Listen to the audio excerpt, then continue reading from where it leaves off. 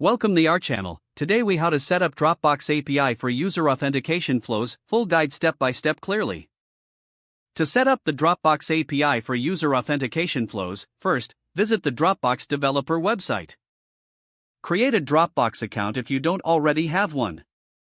Log in to your Dropbox account.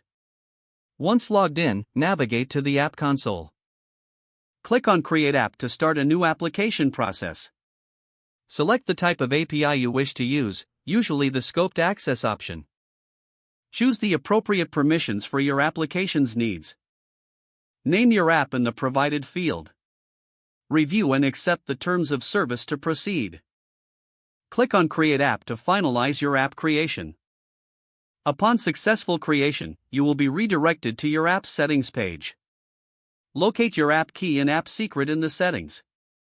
This information is crucial for your authentication process. Configure your app's OAuth settings. Scroll down to the OAuth 2 section to find the Redirect URIs field. Add a redirect URI that your application will use to handle responses. Make sure this URI matches the endpoint in your application. Next, implement the OAuth 2.0 authorization flow in your application. Direct users to the Dropbox authorization URL.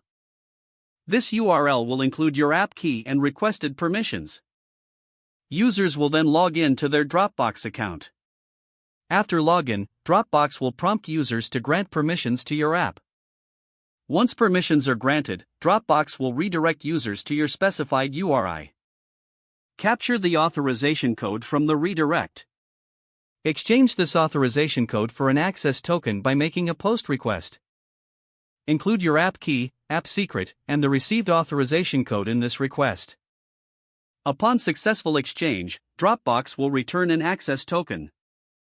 Store this access token securely for future API requests. Don't forget to like this video and subscribe to our channel for more step-by-step tech guides.